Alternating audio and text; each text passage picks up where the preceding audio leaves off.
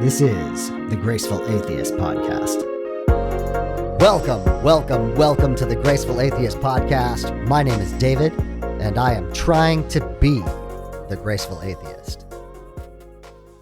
Please consider joining us in the private Facebook group Deconversion Anonymous. We are trying to provide a safe place to land for those people who are questioning, deconstructing, deconverting, or long since on the other side. You can find that at facebook.com/groups/deconversion. Special thanks to Mike T for editing today's show. On to today's show. My guest today is Heather Wells.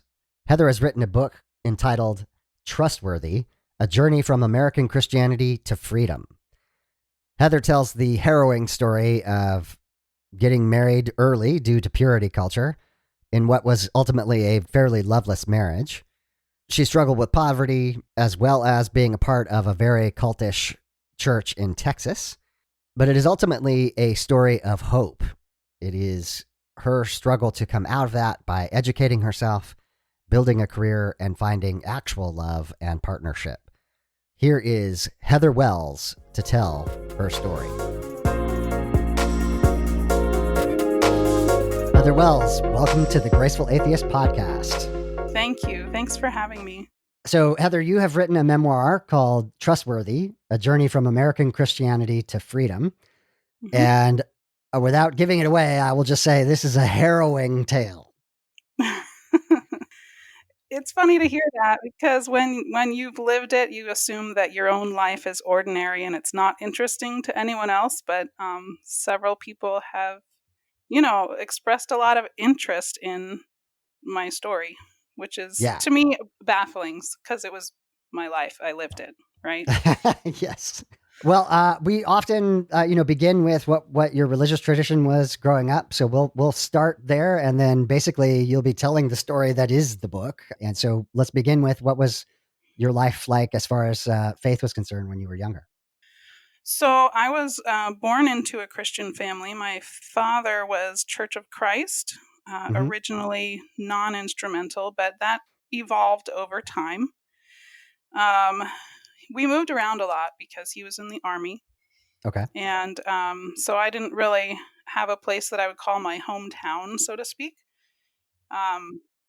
When we moved from Louisiana to New York, when I was about in third grade, we kind of, progressed to a more liberal church than the Church of Christ.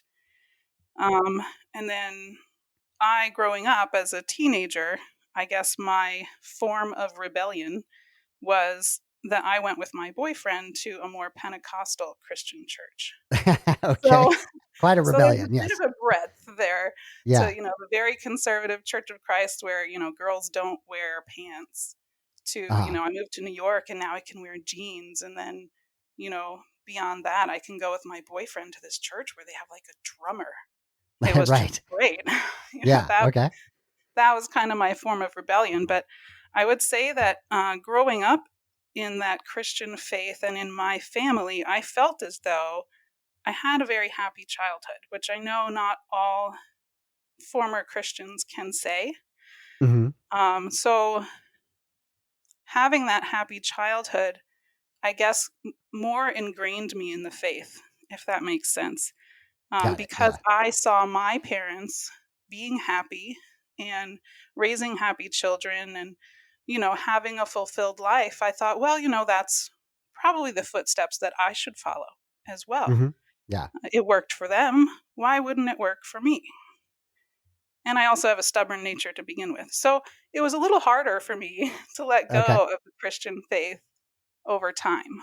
But, to answer your question, that's how it began. I feel like it was a happy Christian childhood with a wide breadth of that whole genre of Christianity, so to speak. Yeah.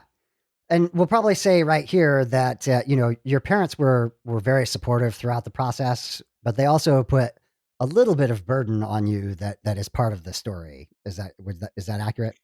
Yeah, that's true. That's very true. As in most Christian households, you can't have sex until you get married. You want to marry a Christian person. And so, as a young woman who was full of hormones, I wanted to have sex, Yes. right? Just like Yeah. any normal young human wants to. So I rushed into the decision of getting married, and I married this young man who was a Christian musician, and we had done lots of concerts together, like at Christian coffee houses. This is like on Long Island in New York, so just to give you Okay. a little bit of the feel, because it's a different culture out there. All right. But we were having fun playing music together. I always loved music. I always loved horses, and my parents wanted me to kind of be prepared for marriage, I guess. So Hmm. they sent us to Christian counseling, which was exactly 30 minutes long. And the Christian counselor was like, well, you like music and you like music, so you're going in the right direction and you both love Jesus, so go for it. Yeah. Not very thorough. Right. What could possibly go wrong? What could possibly go wrong? Yeah.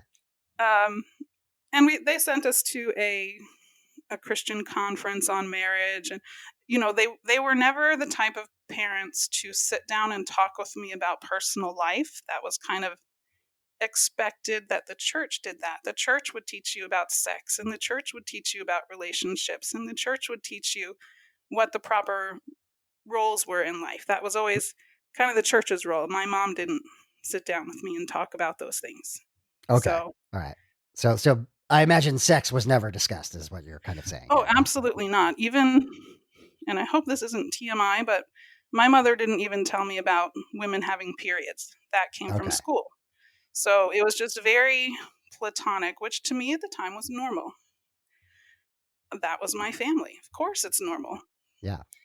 So I got married at 18, and we moved to Texas, partially because his sister lived there, and partially because, well, New York is expensive and we didn't have very good jobs because we didn't have degrees, but we were just young Christians that wanted to get married and have sex.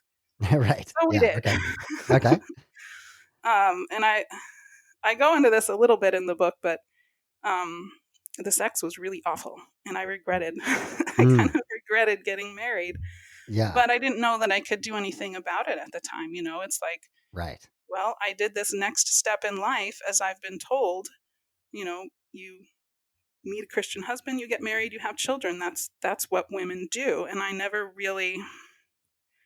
I wouldn't say I didn't question it, but it was repeated to me so many times, and it just felt natural. That's what everyone in my social circle did. Yeah. It seemed natural. And my parents were liberal enough at that point that they supported the idea of me going to college. But they kind of ran out of money because my older brother and sister had gone to college. So I was kind of on my own and had to figure things out. But bottom line, I just wanted to have sex, really. Be Yes. honest.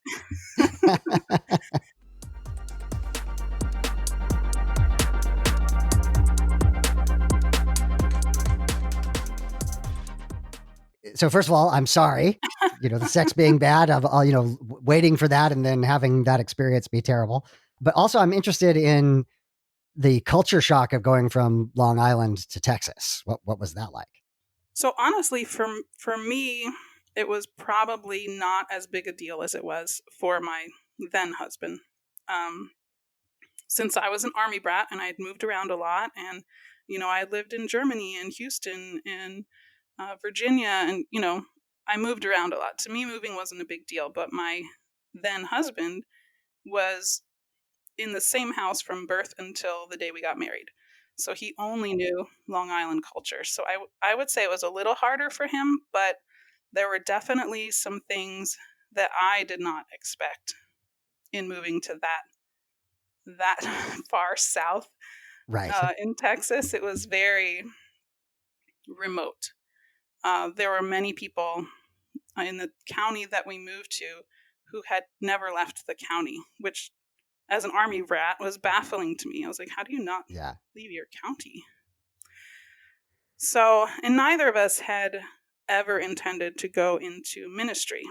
He wanted to be an audio recording engineer in Austin, Hmm. and I wanted to be a horse trainer. That was kind of my talent, my thing growing up. I was always around horses. Okay. And you would think going to Texas would be a Right. good move. Yeah. Right. I mean, Austin is a pretty good recording industry base. And I mean, there's horses everywhere in Texas. Yeah. But our first stop was the same town where his sister lived. So we lived with her for a little while. And I guess to kind of cut a longer story short, you know what? I'm going to make it just a little longer. Yeah. Go for it. I started working as many jobs as I could find. I was an overnight waitress at a truck stop. I was a housekeeper. I worked at the local Sonic. I would do anything to bring money into the house. But my then husband was of a different opinion about his work. He had an associate's degree, which I guess to him was a big deal, and I only had a high school diploma. So he didn't want to take any job that was not related to audio recording technology. And in the tiny town where we were, well, you're just not going to find that. Absolutely. The thing that leaps off the page, Heather, is how much you were willing to hustle and work and make it function in just impossible situations that just leapt off the page, and how little help that you were getting from your then husband, right? Like that just is super clear in the story. Oh, yeah, that is very, very true. And he was also, as I mentioned, raised in the Christian religion, so he had the very traditional um, gender roles in his mind as well. So, if I had just come home from working two jobs, the dishes were left out for me to do, that kind of a thing. Right. Um, so, as good Christian couple, we went out and tried to find a new church in our new home. And, we landed at one of these Pentecostal churches with the drummer because, I liked that awesome music. Yeah.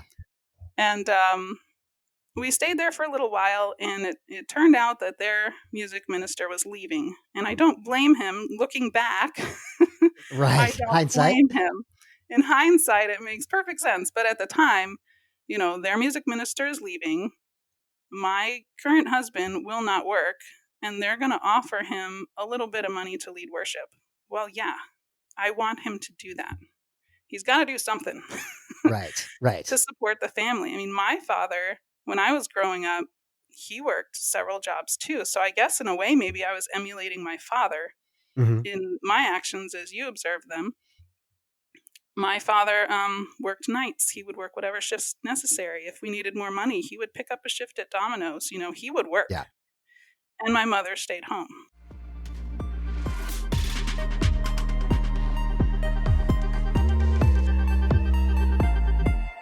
But this relationship with this new church in Texas started to evolve in an interesting way. It came to my attention that even though I had said, yes, you should go and lead worship so that we can have money, there were background conversations that had happened in which the men had decided that he was committed to be here and that God had called him to this church, and that the only people who could relinquish him of that commitment would, of course, be the pastor, because the pastor is the voice of God in this community. Right. And God had called him to shepherd this flock. And if we were called to his flock, well, then logically, we are now under his purview. Mm. But it took some time for me to uncover this little mystery. Got it. So to speak. I think the way you describe it is you do that in the book as well. That's kind of these back corner conversations that you aren't privy to, that your husband at the time and the pastor are having, and they're making these decisions, and it affects you directly, but you weren't a part of the conversation. You weren't even aware of it. No, I wasn't aware at all. And I guess coming from the more liberal New York church, where I had become accustomed to women being more or less equals, even though they had a specific role, they were more or less equals. This was a little bit of a shock for me. Yeah. And it developed even further to where, I had my dream job interview. I wanted to train horses, and this woman with exactly the breeds that I wanted to work with and exactly the disciplines I wanted to work with had answered one of my ads, and I was going to go and interview, and it was in Austin where he wanted to work. So I thought, clearly this is perfect based on what my then husband and I had discussed. Mm-hmm. On the way to this interview, um, my then husband asked to stop at the church to pick up his Bible, which is very out of character. Okay. So we stopped at the church, but the pastor was, I suppose, in town and pulled his car in right behind us to block us in, and essentially let it be known then and there that this is his commitment. I would not be going to the interview.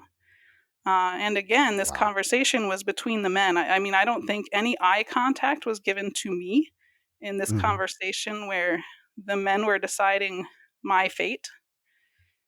I was just a bystander. And Wow. I think that was the first giant red flag that I had there in Texas.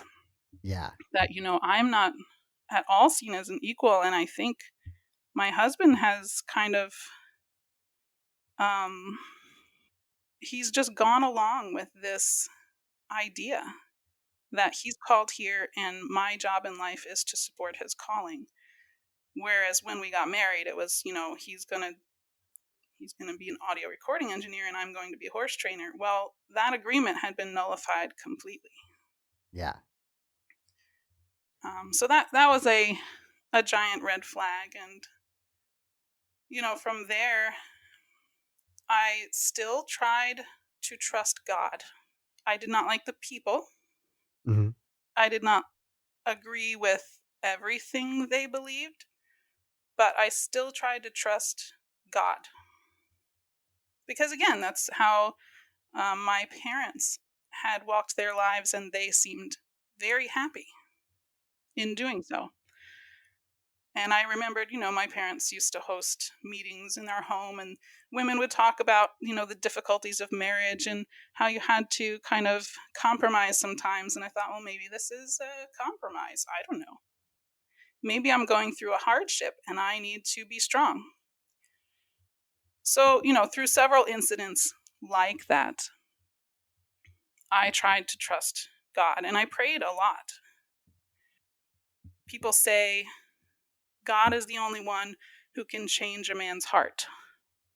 So I would pray for my husband that his heart would be changed. And of course, it wasn't. Yeah. um, and I should say he is a very talented musician. So, I mean, in all of that area of Texas, he's probably one of the best worship leaders. So no one in their right mind was going to let him go. Okay. Because good music brings more people to your church.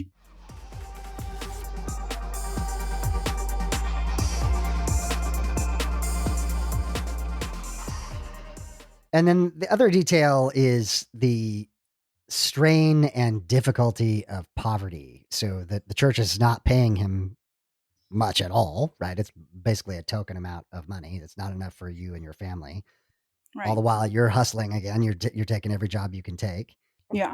And I think that also leapt off the page. The difficulties of poverty itself and the constant stress of, can we make this payment, or we're going to lose this electricity or gas or what have you.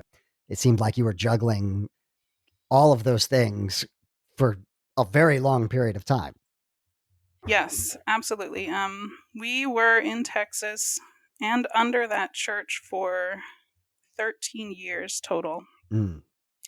And throughout that time, I ended up having 4 pregnancies, but for 3 of them, I was in Texas and I was on Medicaid for all of them. Mm-hmm. If that gives you an idea of how little money we had. Right. And the church had originally offered to pay him $100 a week, which I understood to be for leading services, Wednesday and Sunday morning and Sunday night. It's like, it's not much, but he needs to do something. Yeah. But that quickly turned into leading services and leading rehearsals and then coming into the office. So, yes, it started out as $100 a week for essentially a full-time job. Right. He, in effect, he was on staff, in effect. Oh, yeah, he was definitely on staff. The reason I bring that up is just to say this is pretty common as well. Like, I think really dedicated people want to participate in the church. They want to do so, and they wind up doing so for almost no money. And there's an element of, we're going to get into a lot of the spiritual abuse here, but even that is a bit of the spiritual abuse. It's like your work isn't worth an actual salary. You get, whatever we're willing to throw your way. Yeah, and I did try to confront the pastor and his wife about this salary, quote unquote. I'll Mm-hmm. use air quotes for that. Sure. And I complained to them that I don't have money to pay my electric bill. I don't have money to get the health items that I need for my babies, diapers and things like that. Yeah. And their response was that, well, that's not in the Bible. Electricity isn't covered in the Bible, so clearly you don't need it. If you have a roof over your head and if you have food to eat, then God has provided for you, so why are you complaining? Wow. Wow. Again, way outside of anything I had grown up in. So this was just kind of a puzzle for me to figure out. This church was also very full gospel, so they speaking in tongues, word of prophecy, all of those things. Mm-hmm.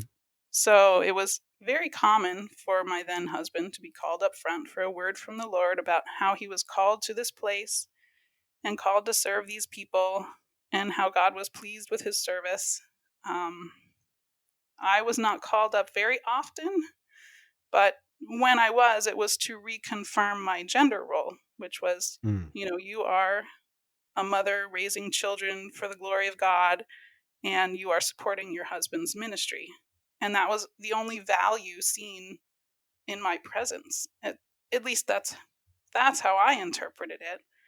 I'm sure if I were to confront one of them directly about it, they would say, "Oh no, you have other things you could do." But between the words of wisdom, quote unquote, and Right. and also the fact that when I decided, okay, my husband's not really going anywhere with this career. I think I need to go to college Mm-hmm. so that I can make sure that my kids are taken care of. Yeah. And I said, I'm going to go to college. And the pastor was just baffled by why a woman would need to go to college. Her place is Oh at dear. home with the Wow. children. Yeah. So that just kind of reinforced their gender role bias, and but at the same time, I also remember going to their Proverbs 31 woman class, and Oh no. Okay. I brought up the fact, and I had to do it very carefully. In Texas and in the Southern culture, you have to choose your words very wisely and make sure you don't speak negatively, especially about your husband. But Mm-hmm. I wanted to understand from their perspective why it was okay that my husband was not the provider for the home, as scripture says he should be, but that I am doing the providing and also doing the work at home. Right. But the pastor's wife who taught the class, her response was that if I choose to work outside of the home, then that's my choice. The burden at home still falls on me. Hmm. As if I had a choice in the matter of making sure I had money, when she knew from our personal conversations that I can't pay my electric bill. And by the way, I live in South Texas where it gets really hot and humid. Right. With small infants. So I definitely had a hard time grasping their perspective. But again, I tried to trust God and I was very stubborn about it. Very stubborn. I look back and I kick myself sometimes for being so stubborn. Like, maybe was I blind? Should I have counted these red flags a little more carefully and left sooner? But as many people who have left the faith know, you're weighing all these things. Well, I'm going to lose all these friends. I might lose my family. Will my sisters talk to me? Will my parents call me daughter? Mm. As a kind of voyeur into your life, as I'm reading it, we're reading your perspective with hindsight. And so there's definitely Yeah. an element where you're kind of like yelling at you as the character in the book, like, can't you see this? Can't you see this? But I know exactly what that felt like. Like, that there's just no way. It's impossible to break out of that bubble. And that just seems entirely unattainable, even when you're seeing the red flags. It does. It does. And I think that it can especially be exacerbated by, and I don't mean to bias anything, but I think that for many women, Hmm. it's a little it's a little easier for women to be financially trapped, Yeah.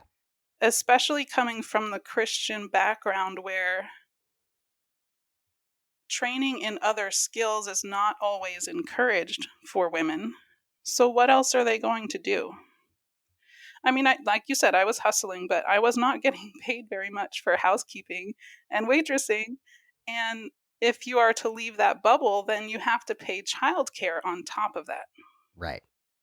Whereas I could either bring my kids with me once in a while or leave them with their dad, which didn't always go well, but I could do it and it was free. Yeah. That came across as well. The no good options, right? You were trying to make it work, and you were also trying to, we're inside your head and you're describing, like, thinking, how can I, how could I get out if that were possible? And, like, just like you say, not having child support, not having every person you went to for help was just reinforcing the same gender norms and the same story and keeping you trapped. Yeah, that's true. I did. I left several times, and I wasn't leaving in the sense that, hey, I want a divorce. Hmm. I would leave and say, these things need to change if this relationship will continue. Um, and twice I left and went to my parents, who then sent me back. Right. I think because if he wasn't being unfaithful, they assumed we should be able to work through it. Another two times I left and went to his aunt's house, which was in Houston and not far from the small Texas town where he lived, Uh-huh. or where we lived. And she had the same response. She would support me for a little while, but she assumed that if he's not being unfaithful, I should just go back and try to work it out. Mm. And of course, I was willing to go to counseling, but the only counselor he was willing to go to was the pastor of the church because he's our shepherd, the whole spiel that I mentioned earlier. And I was no longer comfortable in that environment with the pastor and his wife and my then husband, who were all against what I had to say. Right. So I didn't consider that effective counseling to have No. three people and God against me. I was like, no, I don't feel like, can we go to a different counselor? It can be a Christian counselor, but a different one, but he flat out refused. Mm. So that's how deep he was into this. And that's when I started to think of it as, is this like a cult that I'm in? Because it's starting to feel like a cult. If we can't consult with anybody else and we can't counsel with anybody else, and they don't want me to visit certain people, I would visit my parents who lived in Gulfport, and it was an 8-hour drive, and I would drive, myself and two kids, and to these people in South Texas who'd never left the county. They were horrified that I would drive 8 hours with my children, and I'm like, yeah, I want to get out of here, so I'm going. Yeah, that's fascinating. Just not being like, not even recognizing the need to, leave their hometown for any reason. No, no, they did not. It was a farming community, lots of the entertainment was like, hunting and fishing, and there were horses. I did have the opportunity to work with horses for practically free, and I think that might have, I don't know, calmed me enough, satiated me enough to stay a little bit longer. Okay. When I would confront my then husband and say, you're getting everything you want in life here, and I'm getting nothing. He's like, well, you can ride horses. And I was like, well, I mean, that's kind of true, but look at the rest of this stuff, Yeah. this is Yeah. this is pretty awful.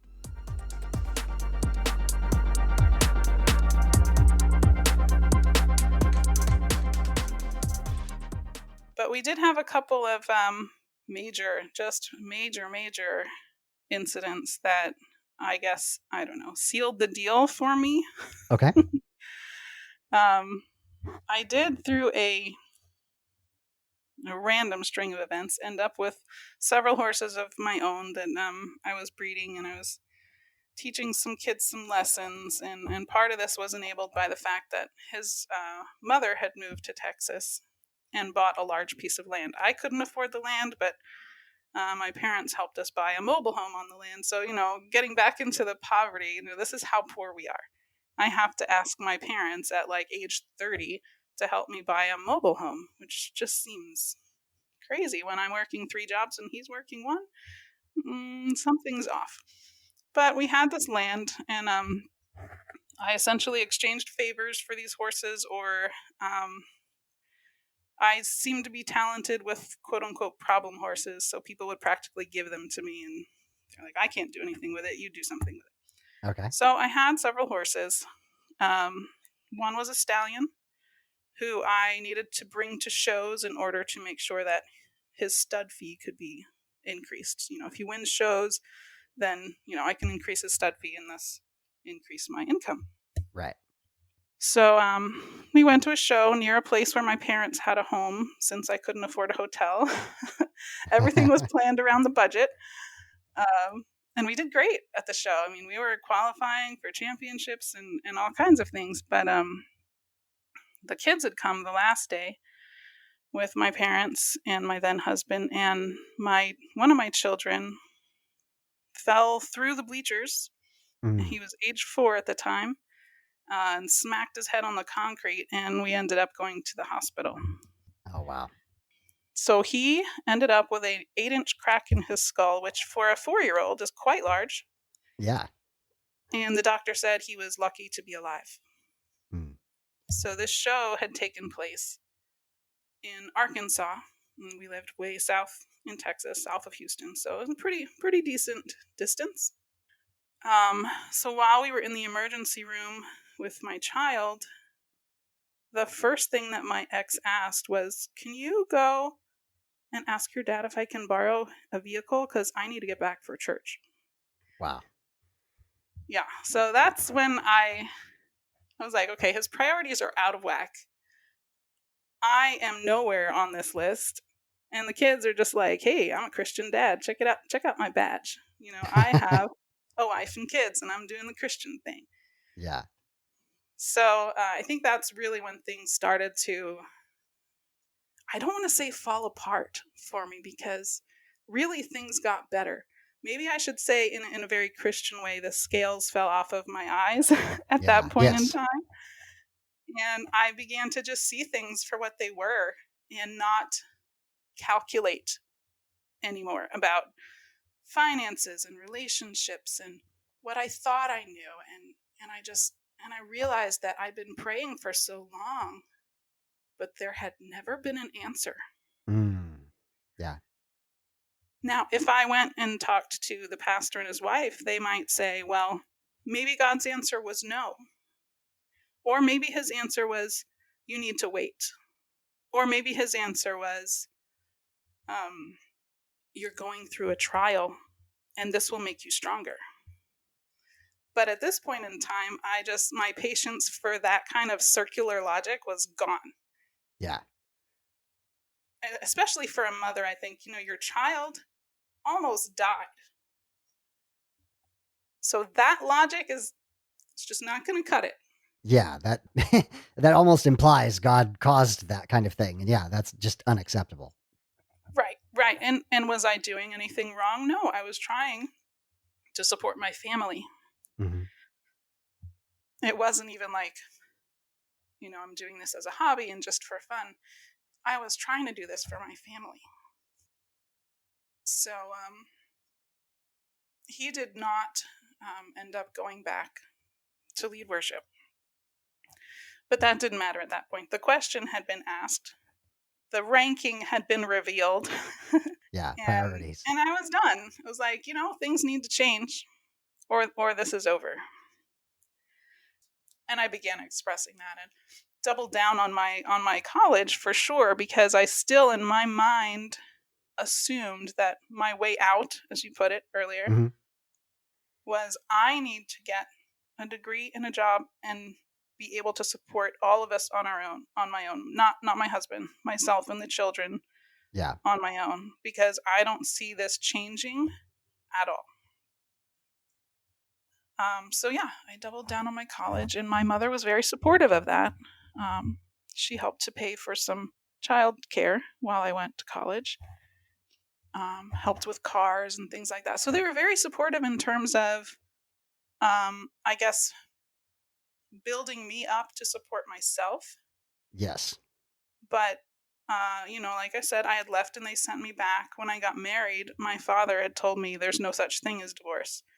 So, of course, in my mind, I'm thinking, well, if I get a divorce, my father's going to hate me. Yeah.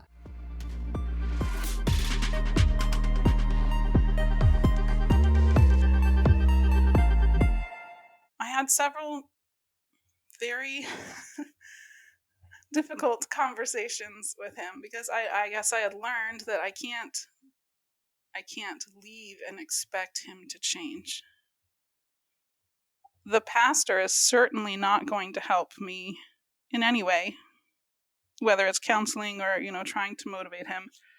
The pastor's motivation was to keep this awesome musician in his church so that his church would grow. And the pastor had on several occasions mentioned from the pulpit that he has a PhD in psychology. And of course, that started to raise some red flags with me after the scales fell off my eyes. And I was like, oh, I see what you're doing. The manipulation becomes clear. Yes. And we were in abject poverty. The pastor had 18 acres, a huge house, a barn, all that was facilitated by the church. And I'm sure there was some manipulation involved in that as well. Yeah. They had given money to make sure that he had this parsonage, and they had come out and helped him build the barn. So he'd gotten all of this for free. He had a decent salary. He had a, Model T Ford. I don't even know what that's worth. I don't know cars, but I know it was expensive. Okay. So he had a good salary, and he also had a housing allowance. And then his daughter married a young man who then became the associate pastor. So now we've got nepotism. Okay. They were permitted a house on the property as well, and they got a better salary and a housing allowance. We never got a housing allowance or even a decent salary. Yeah. So yes, manipulation, nepotism, poverty, and just trying to unravel those beliefs that were ingrained in me as a young person, and in a positive way, not in a negative way. Everything that I had experienced growing up in Christianity was positive. Of course, there are some things I look back on now and go, okay, that was messed up. But as a child, it was ingrained in me in a positive way. Yeah. So you're trying to interpret, again, these very difficult circumstances somehow as giving God credit or giving. What's happening is this spiritual abuse where you and your family are being used. and Yes. you're still trying to make it work. You're still trying internally to make it okay somehow. Yeah, I was. So I think in addition to wanting to get this degree, right, Mm-hmm. part of me thought, well, maybe it's this pastor. Maybe it's the pastor having control over my then husband. Maybe if I can get him away from this pastor, maybe he'll be different. So, we had some conversations about that. And I think he had gotten pretty tired of everything too. And at one point he was like, you know what? Let's just look for jobs and see what God has in store, right? Okay. But the caveat was he would not fill out the applications or write the cover letters. That was my job. But I was really motivated to get out of there. I guess so. Yeah. So I made a nice resume, and it was truthful, but I made a nice resume. Yes. Gotcha. And I put out cover letters, and before before we knew it, he had interviews. Now, one of the interviews he had was for another church in Reno, Nevada. Mm. And I was just terrified. Of course, I submitted the application, but my main objective was to get him away from this pastor and get more money.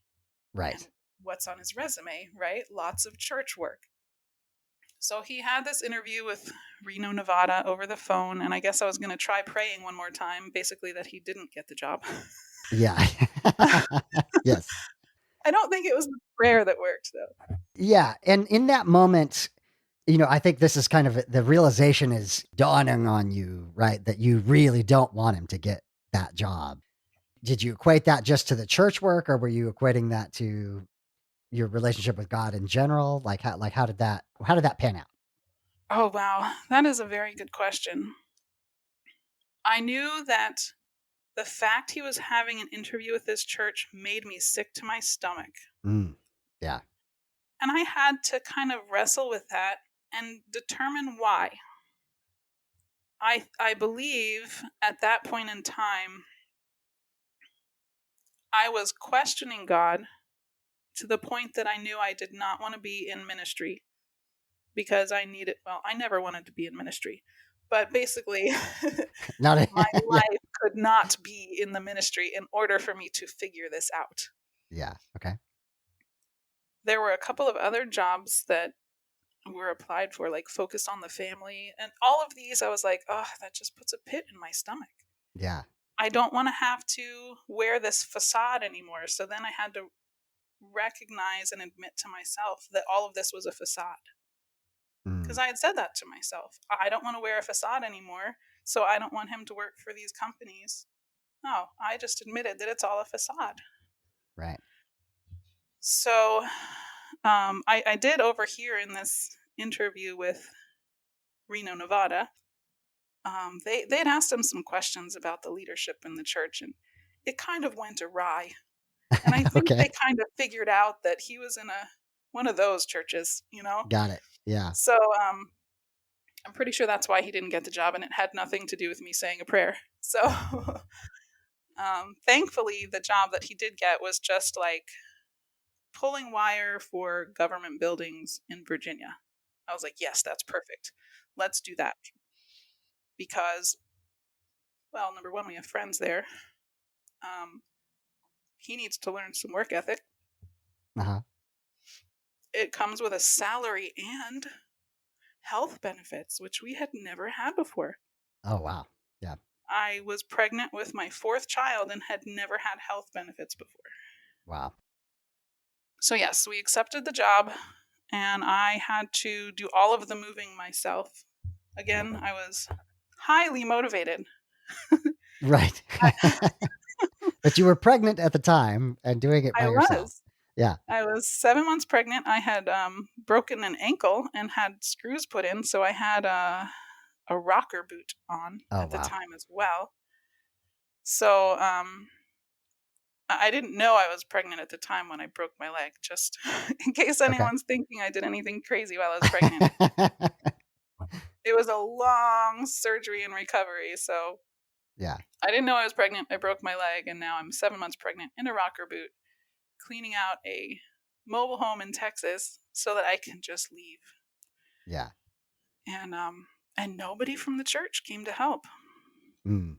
Wow. I don't think that surprised me at that point, though, because I realized that I'll use the word club, but it really was a cult. If you're in the club, then they're with you. If you're out of the club, they're not with you. You have to kiss the ring and show loyalty in some way or another. And if you don't, or if you're even slightly skeptical, then you're on the outs. Exactly. Yeah. And I was on the outs, but living on what I call the commune, the same property where the pastor and the associate pastor were, and I'm moving out of my house. They're having a Christmas party that I wasn't invited to, Oh and man. nobody wants to come and help me. But at that point, I just didn't care. I just wanted out. I just wanted to leave. And of course, my children were not of the same opinion. They don't see the things the way adults do. Sure. One of them was threatening to run away.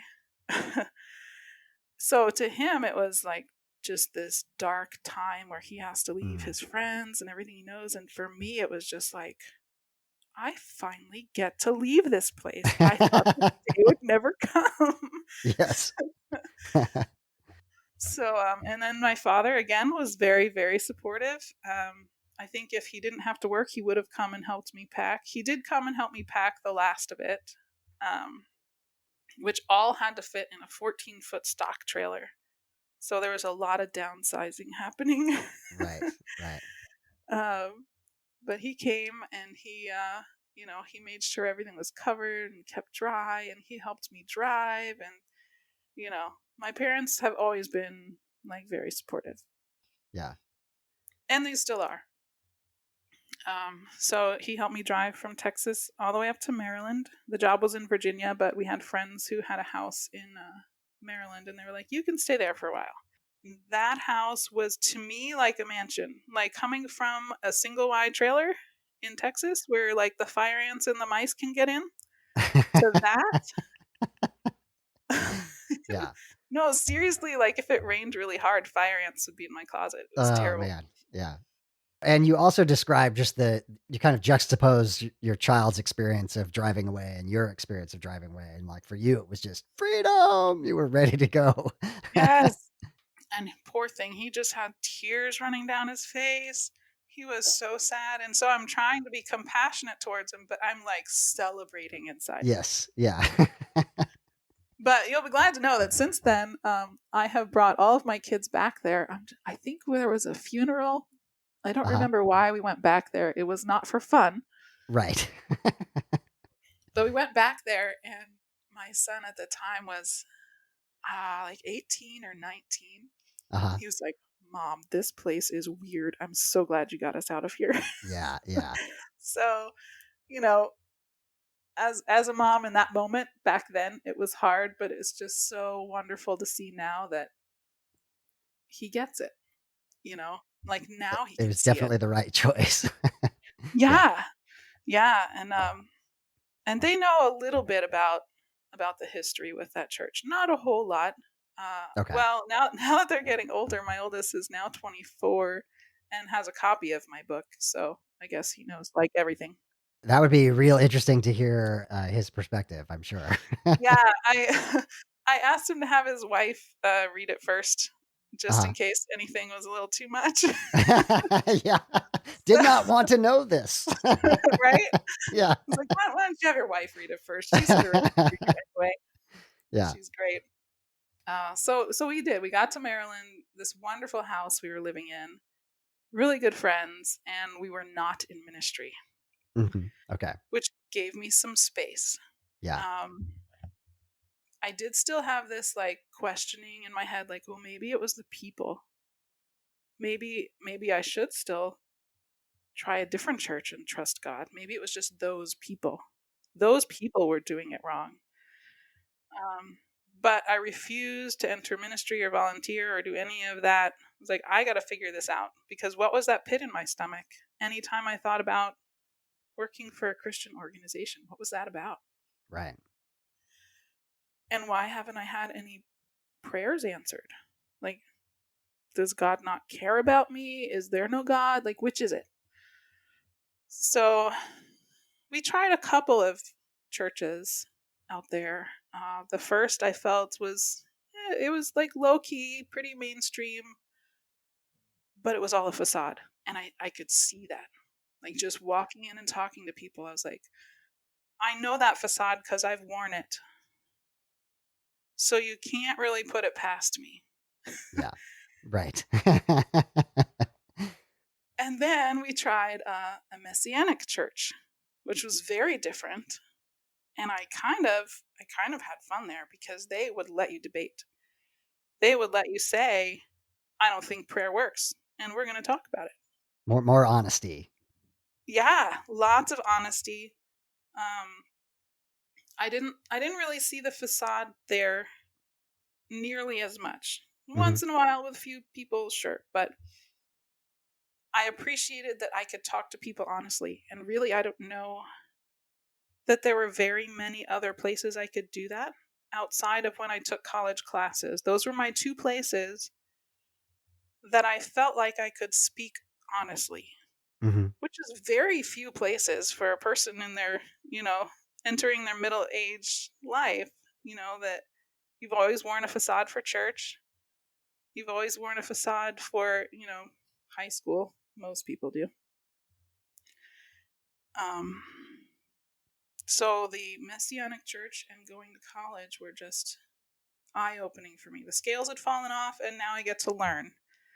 I get to learn and listen to other people's ideas without the veil of religion, which was just absolutely freeing. Yeah, the excitement of learning comes across as well, that you were just blossoming in these college classes and getting to discuss ideas and politics and religion and all those things. And the freedom to just speak your mind really came across as well. Yeah, I loved it. Absolutely loved it. And in the Messianic church, there would be times, they also practiced things like the word of wisdom and speaking in tongues. And whenever things like that would happen, I kind of would back away and kind of walk to the back door because I was allowed to do that. I didn't have to wear the facade because I'm not in ministry. Right. And, there were very kind people there that would follow me to the back door and ask me, what's going on? What are you thinking? And have a conversation there about it. This pastor was a little bit on my side, which was a new experience for me as well.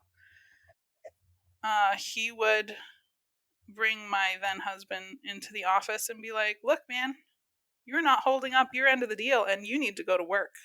So that kind of, as I said, it shocked me, but it also made me still kind of weighing this. Maybe it was the people. Like, these people are totally different from those people. So Mm-hmm. where is God in this mix?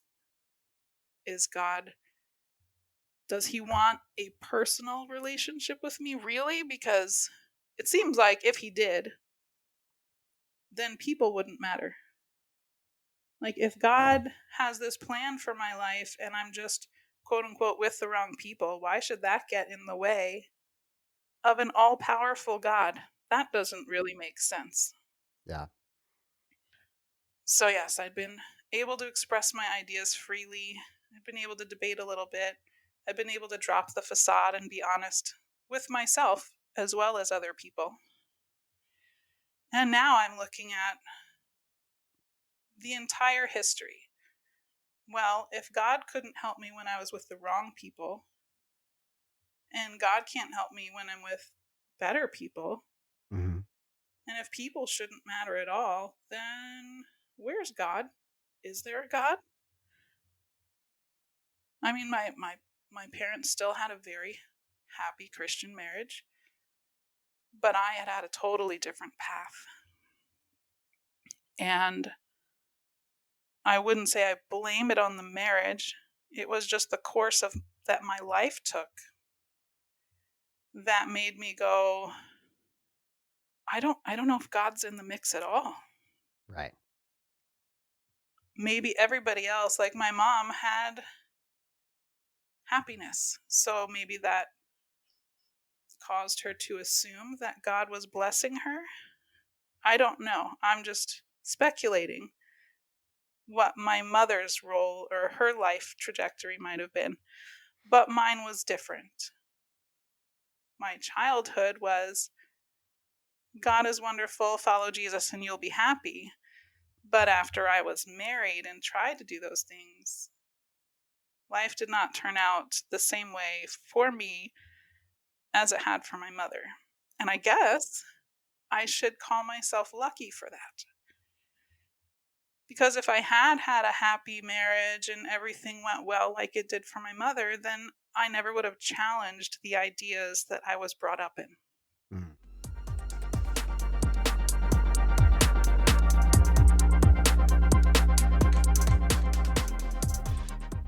Eventually, I did get the degree, living in Maryland and having him away from the pastor did not help. Spoiler alert. Spoiler alert, Yeah. no one can change the heart of a man except the man, I guess. Yeah. But he still had a terrible work ethic. He still believed that Christian music was his calling and that's what he was going to do, even if it meant the family was poor. Mhm. Yeah, so I finished my degree and I got a job. Got a really good job too. And once I had, I guess, that financial security, that's when I think it was the last straw. Like I could drop all of the weight and say, okay, I'm going to be okay no matter what. It's okay if I leave the marriage. It's okay if I leave the religion because now I can support myself and my kids. So I didn't need anyone else. I mean, I was always kind of a independent personality. So I always thought I could do things on my own, but when you really come down to those little details like renting a house and paying your electric bill, you can't do that on, you know, housekeeper's salary. So the financial freedom even gave you more space to explore your own autonomy and the things that you had been taught throughout your life. Yes. Yes, that gave me the final freedom I needed, I think, to fully trust myself to examine things Mm-hmm. without fear of retribution of what others would think because they would not support me or I wouldn't be able to access their friendship or their my would my parents let me come and stay with them for a while. I didn't know. So to be able to have my own income in my own house, I needed that. So I did get those things. And again, at work, that was another eye opening experience because my job wanted to put me through special training and pay me while I went to special training. Mm. And I thought that was shocking. And Mm-hmm. the friend who was allowing us to live in their house, he said, the job is investing in you because they know that if they give you more skills, it benefits them. And just that was a mind-blowing idea for me that someone wanted to invest in me. Mm. Yeah. Whereas clearly my experience with the church in Texas, nobody wanted to invest in me. Right. Like, And you are worthy of investment. yeah. Yeah. Yeah. My role had just been, make sure this musician stays at our church. So the idea that my employer would invest in me, and then, of course, learning all of the things that they wanted to teach me, just opened my world up even bigger. Like, the further I stepped away from religion, I just felt like my world got bigger and bigger and bigger. And to me, that was awesome. It was not scary. It was just like, there's so much to explore. Why didn't I know this before? But, church circles are very, very tight. And the environments you're permitted to explore are very, very small Yes. in church circles. So this was all just, I just loved it. And one day I decided I was going to test God. And I know I can just hear like a lot of current Christians saying, you can't test God. That is Right. just wrong. But I just had to know. Like, I can't continue this facade anymore. I feel like God's never talked to me. So if he says he wants this personal relationship with me, he's going to have to say something. Otherwise, I'm out. And I think at this point, I was already very, very, very doubtful. I really didn't think there was a God.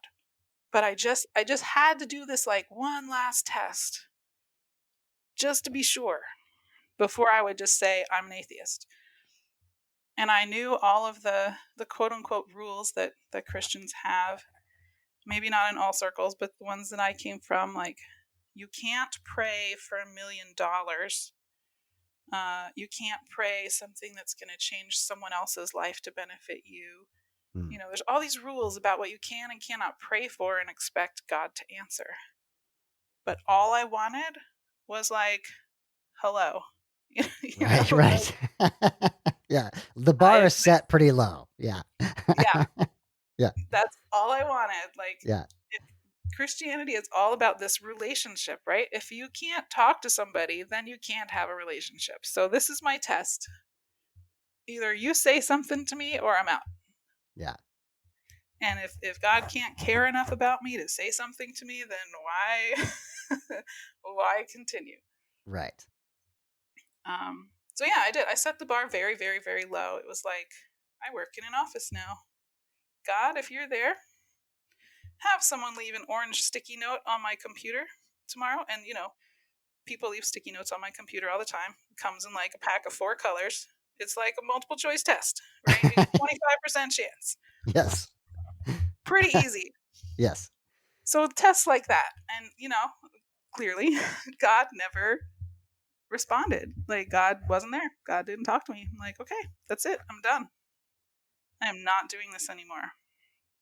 So between that realization and now I have this financial freedom, and now I realize I'm living with this quote unquote partner who's really not helping me do anything, and I haven't trusted him for years. Why am I still with this guy? Yes. So, we, like I mentioned, we did counsel with a couple of other Christian counselors, and we tried some secular counselors. And one secular counselor gave us a book to read about, rekindling the fire in your marriage. And I was like, this guy just doesn't get it. He does not know what I've been through. Chapter 1. Please recall a time in your marriage when you enjoyed each other and had fun. Yes. I couldn't get past that. Yeah. That's a bad sign for sure. Yeah. Yeah. Yeah. So, I had everything lined up to leave, and I could finally say I want a divorce. So, then I had to brace myself for my parents' response. My dad, who's been saying all this time, there's no such thing as divorce. All right. Well, this is how I want to live my life now, because I have the means to live my life the way I want to, and because I no longer want to have this facade, and I no longer want to be married to this guy. Mm-hmm. So I called my parents, and I told them I wanted a divorce, and they were like, wow, we knew it would come to this, and we were kind of surprised it took this long. Can we pay for your lawyer? And I Oh, was wow. like, what? I don't know when their perspective changed. I know they saw problems in the marriage. I know that they were not happy with the church, but they had sent me back twice. So I fully expected them to not be supportive of this decision, and yet they were. But again, like I said, my parents never really talked to me about personal things until it really comes down to it, and I'm like, hey, I'm getting a divorce. And now they have to reveal where they are. And good for them for being supportive, even if it was maybe a little late. Yeah. Yeah. And I have to applaud my parents, because they really have, over the years, like I said, we started in Church of Christ, no instruments, girls are in skirts. And I can see over the years that they've really become more and more progressive in their thinking. And, now I have children who are in the LGBTQ community, and they have to wrestle with that. Right. And they're still being supportive. I mean, sometimes comments are made, I'm not going to lie. Yeah. But they're still grandparents. They haven't cut anybody out. Right. But yeah. So they were supportive of my divorce as well, which was just shocking.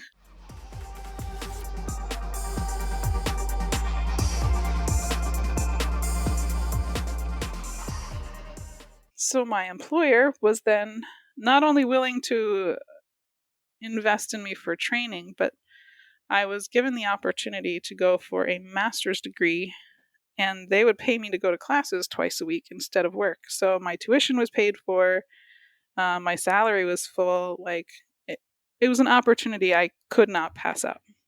It wasn't going to take any more of my time. And the divorce, we were living in Maryland, so in the state of Maryland, was a minimum 12-month separation before you can actually divorce. Yeah. So, what else am I going to do for a year? I was wanting to get out anyway, out of the house, and I would take night classes. That was fine, as long as I didn't have to be around my ex, my soon-to-be ex at the time. Yeah. So that also broadened my world yet again. Mm-hmm.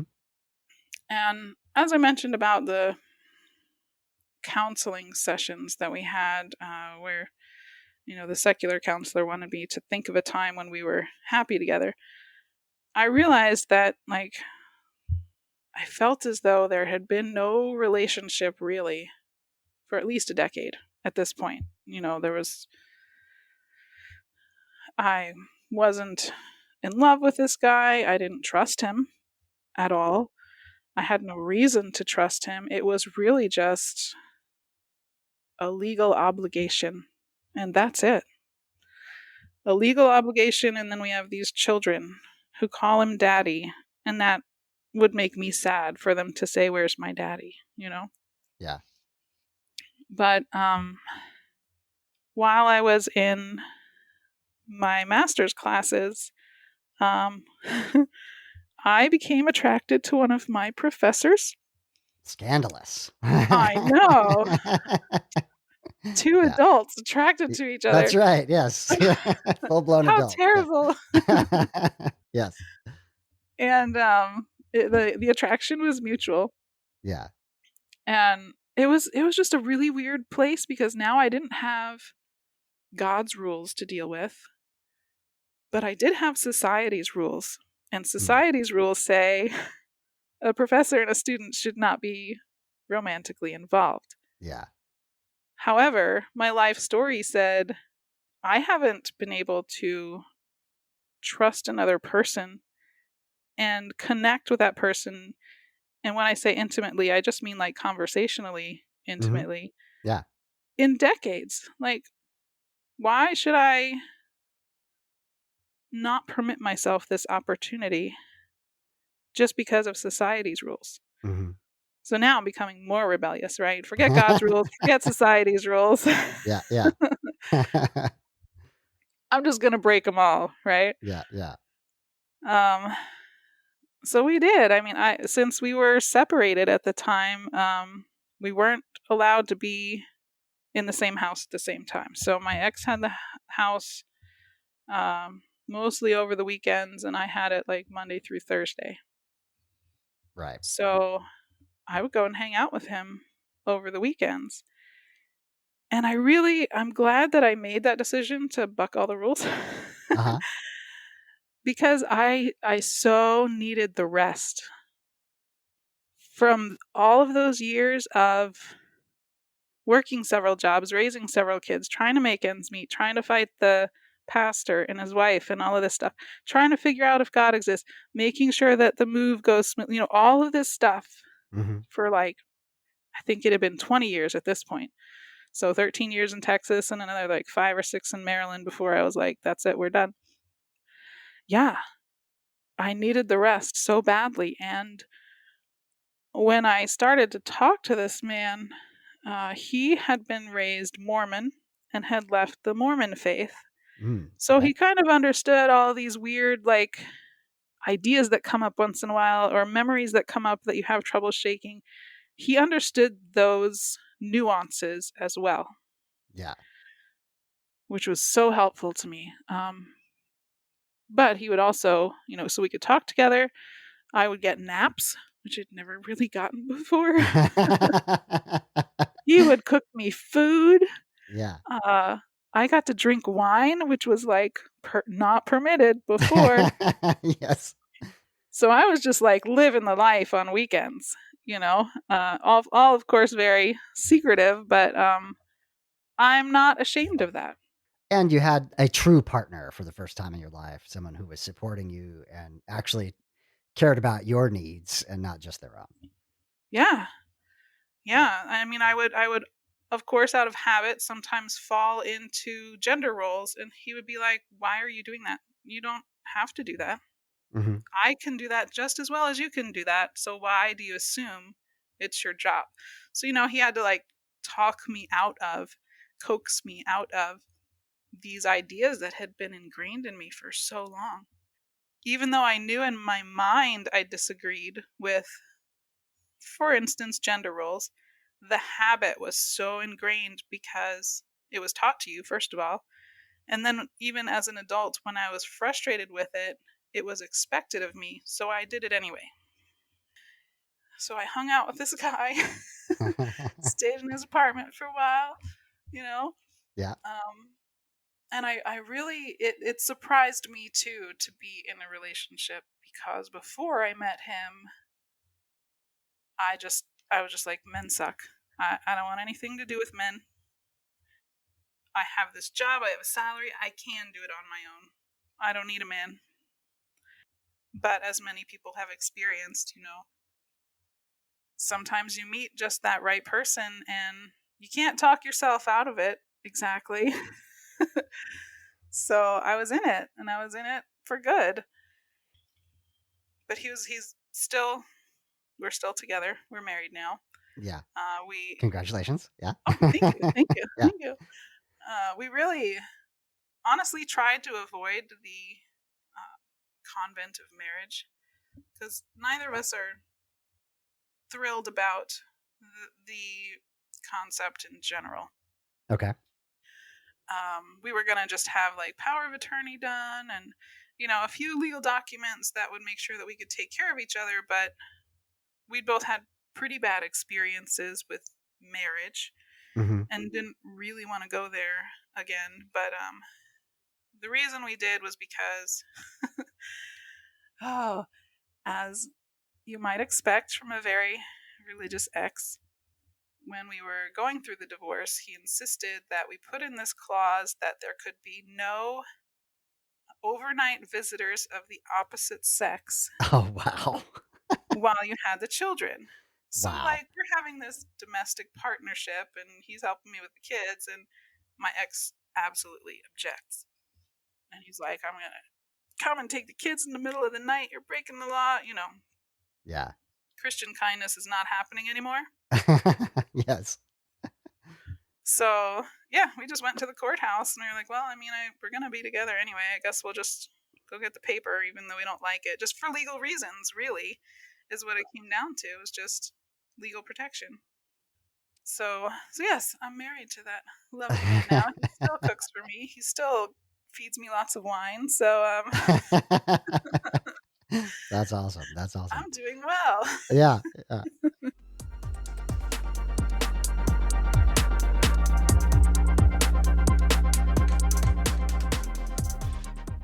So Heather, as we wrap up, we've kind of described the book as looking back with hindsight. What do you want to say to a young woman who is where you were at when you were 18, 19, 20 years old? Like what is it that you needed to have heard at that time? Oh wow. Um, it's probably something a little bit different at each stage, but I guess as a very young mother, you know what? Let's go with first planning to get married. Okay. Mm-hmm. As a young person planning to get married, I would say you need to very, very critically examine your beliefs before you jump into a very long term relationship based on those beliefs. Mm-hmm. And that even if your current situation doesn't seem harmful, those beliefs can very quickly change into something harmful. So you need to have much more to build on in a long term relationship than a belief system that may or may not change. Yeah. Of course, all of us change over time, but I also think that getting married at age 18 is not a good idea. I think we all need a little more growth. Yeah. I think living together before you get married is a wonderful idea. Yeah. I think sex before marriage is a wonderful idea. But yes, I would examine your belief system. As a middle-aged woman who may feel trapped, I would definitely advise making sure you can secure your own support. I ended up having a fairly supportive environment with my family, but I know there are other situations in which that may not be the case. And that's very hard to do. You can't always get the money for college, you know. You but the positive thing now, back then when I was in this situation, we didn't really, the internet was very young. We didn't have teleworking. There were very few college classes you could take from home, but now you can be a woman who runs a business from home and has children. That's possible. It's not easy, but it's possible. And I still go by the rule, I don't ever want to rely on another person to take care of me. Right. And that can be hard sometimes. There are times that I'm, working full time, raising kids. I'm like, I'm tired. You make a lot of money. Why don't I just stay home? But I can't do it. I just have to have that. This is my income. This is my retirement. I cannot depend on another person. And I think that's healthy. I don't have a problem with that. Because outside of belief systems, I think people do change over time. And I have explored the ideas of like polygamy and things like that. I've found that for me, monogamy is comfortable. Mm-hmm. I also would not put it past the possibility that my current partner changes enough in a certain amount of time that it's not compatible anymore, and that's okay. Right. So I would toss out the idea of long-term monogamy and explore what kind of a relationship do you want to have? Do you want to live alone? That sometimes sounds glorious to me. you know? Yes. Do you want a polygamous relationship? I know plenty of people who do, and I support that. I thought for myself that that just doesn't work for me. Right. And we could get into, well, it was just the way you were raised. Maybe it was, but this is where I am now, and this is how I feel. I found a person I can trust. And actually, that's a great segue to my last question. The title of the book is Trustworthy. Yes. And you're exploring many of the ways that the people in your life were untrustworthy, but you Yes. end with recognizing that you are trustworthy. If you want to just expound on that for a moment. Yeah.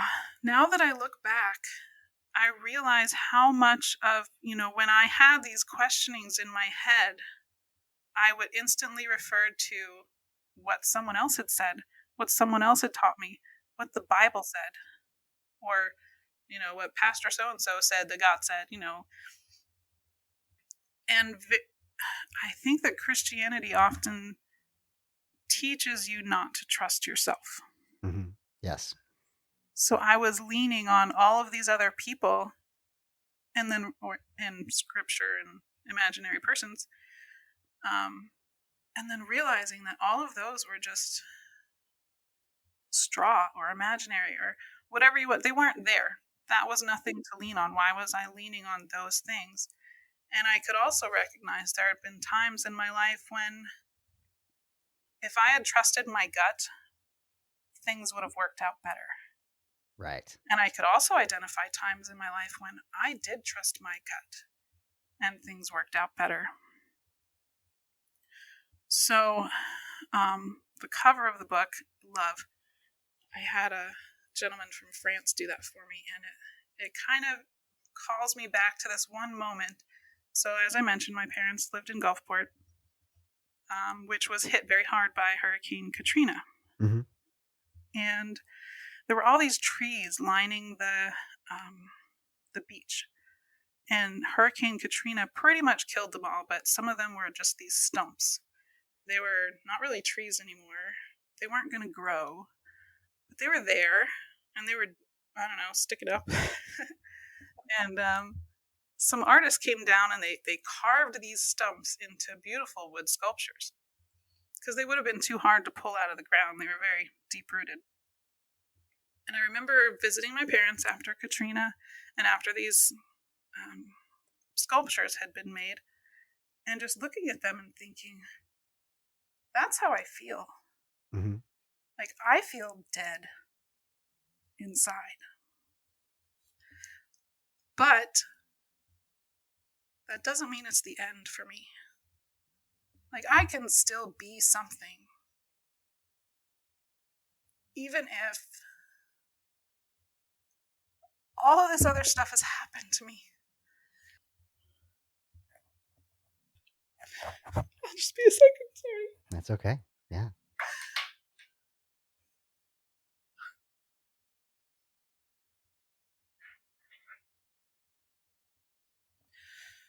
So even if it feels like everything has been stripped away from me, and it looks like there's nothing left, I can be something. It might be different than what I originally imagined it would be. You know, this beautiful tree with leaves bearing children for God's glory. No, that's not what I'm going to be. But I'm going to be something amazing and creative and imaginative. I just need to give myself a chance and not follow the path that others laid out for me. Mm. I need to trust myself, trust my gut, and recognize that out of everyone in the world, out of all the ideas in the world, my ideas are trustworthy. Mm. So that is that's why I love that cover so much. And I know no one listening can see it, but you did a great job of, like, you know, making the wood sculpture with a live bird coming out of it. And I was like, yes, that's what I was going for. Heather Wells, your book is Trustworthy, A Journey from American Christianity to Freedom. Can you let people know how they can find the book and or reach you if you are interested in that? Yeah, absolutely. So currently it is only on Amazon. It will be released to other platforms in January. Okay. It's interesting. If you go to Amazon and just put in Trustworthy, there is a very, very popular Bible study book that comes up. You don't want that one. Right. Do not be You want- confused. right. Right. You want Trustworthy by Heather Wells. And I do have an email address, which is trustworthy.wells@gmail.com. If anyone would want to reach out to me that way, I would be glad to have conversations or, you know, meet for coffee, whatever. Fantastic. Heather, thank you so much for being on the podcast. Thank you very much. I appreciate it.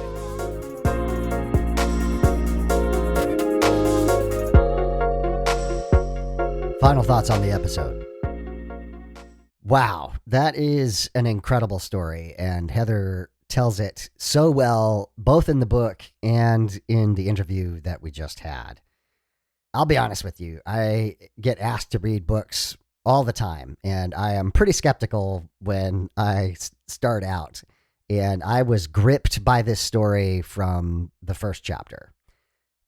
It's an incredibly important story for a number of reasons. One of the main ones is that it is uniquely about a woman's story in a patriarchal Christianity. As we said in the interview, Heather's parents were relatively supportive throughout the process, but they also burdened her by telling her that divorce was never an option. She talks about the men were deciding my fate and I was just a bystander.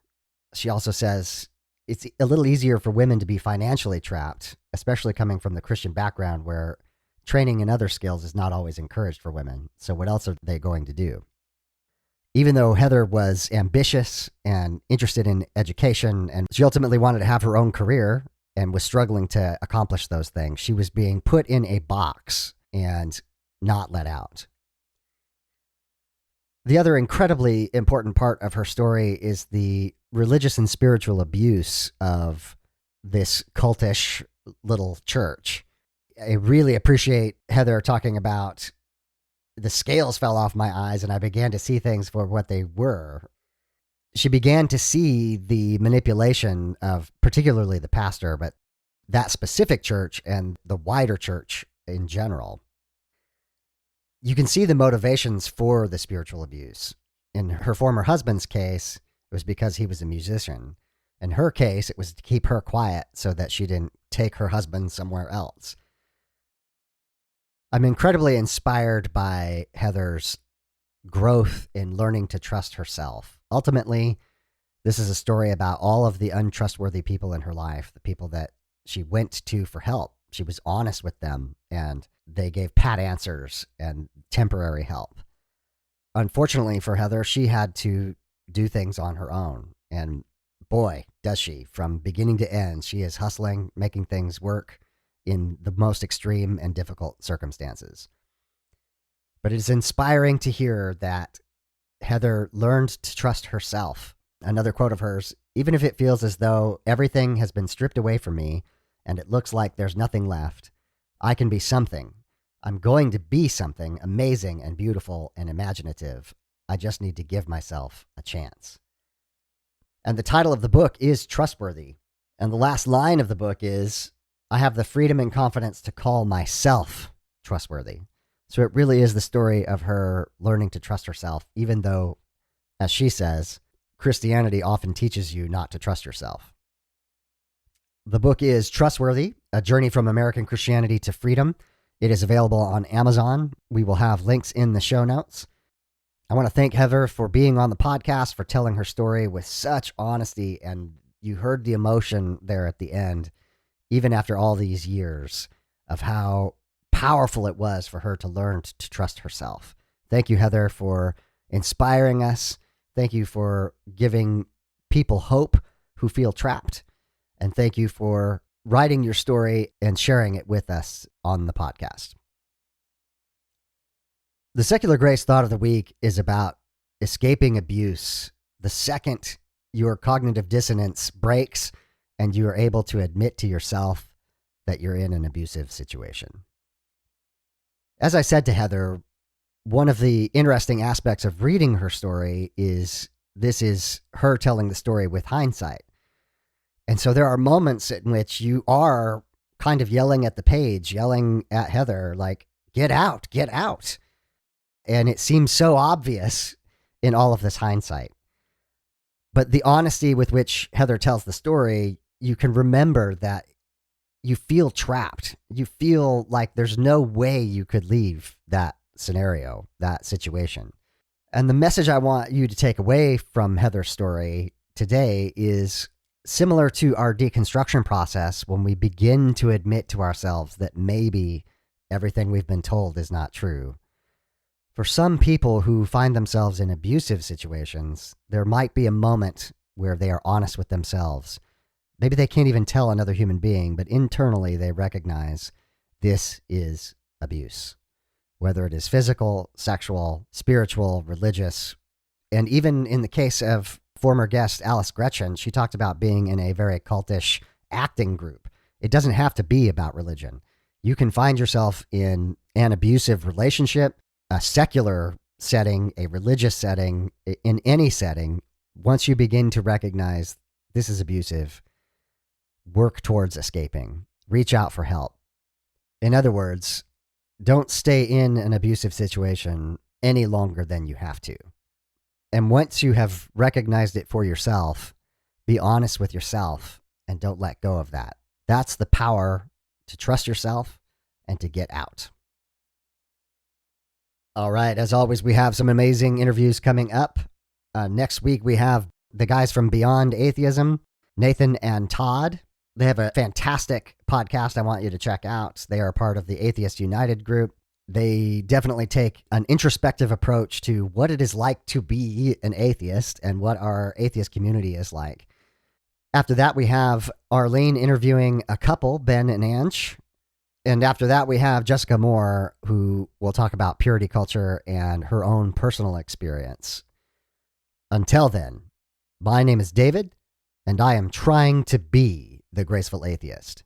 Join me and be graceful human beings.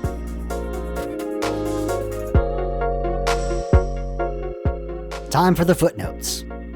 The beat is called Waves from Mackay Beats. Links will be in the show notes. If you'd like to support the podcast, you can promote it on your social media. You can subscribe to it in your favorite podcast application, and you can rate and review it on podchaser.com. You can also support the podcast by clicking on the affiliate links for books on gracefulatheist.com. If you have podcast production experience and you would like to participate with the podcast, please get in touch with me.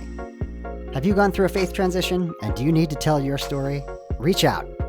If you are a creator or work in the deconstruction, deconversion, or secular humanism spaces and would like to be on the podcast, just ask. If you'd like to financially support the podcast, there's links in the show notes. To find me, you can Google Graceful Atheist, you can Google deconversion, you can Google secular grace, you can send me an email, gracefulatheist@gmail.com, or you can check out the website, gracefulatheist.com. My name is David, and I am trying to be the graceful atheist. Join me and be graceful human beings.